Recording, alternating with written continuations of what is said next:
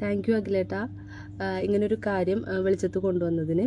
കാരണം ഞാൻ big boss ഷോയിലേക്ക് വരാൻ ആഗ്രഹിച്ചിട്ടുണ്ടായിരുന്നു. ആ സമയത്ത് നമ്മൾ ഫെയിമൊന്നും അല്ലാത്തത് കൊണ്ട് തന്നെ എങ്ങനെ വരും എന്നുള്ളതൊന്നും നമുക്കറിയില്ലായിരുന്നു. അപ്പോൾ അതുകൊണ്ട് തന്നെ ഒരു മീഡിയയിൽ വർക്ക് ചെയ്യുന്നതിൻ്റെ ഒരു സുഹൃത്ത് വഴി അപ്രോച്ച്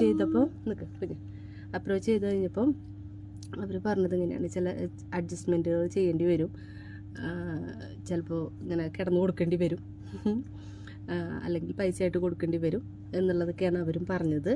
അപ്പം അതുകൊണ്ട് ഞാൻ ആ ഒരു ശ്രമം ഉപേക്ഷിക്കുകയായിരുന്നു. അപ്പോൾ അഖിലേട്ടൻ ഇപ്പോൾ ലൈവിൽ വന്നത് പറഞ്ഞപ്പോൾ ഭയങ്കര സന്തോഷം തോന്നി.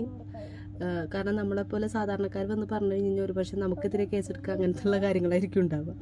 പക്ഷേ നിങ്ങളെപ്പോലുള്ള ആൾക്കാർ ഇത് വന്ന് പറയുമ്പോൾ നമുക്കുണ്ടായ അനുഭവം അതിനോടൊപ്പം ഷെയർ ചെയ്യാൻ യാതൊരു മടിയുമില്ല. നിങ്ങൾ നല്ലൊരു കാര്യമാണ് പറഞ്ഞത്. ആളുകൾ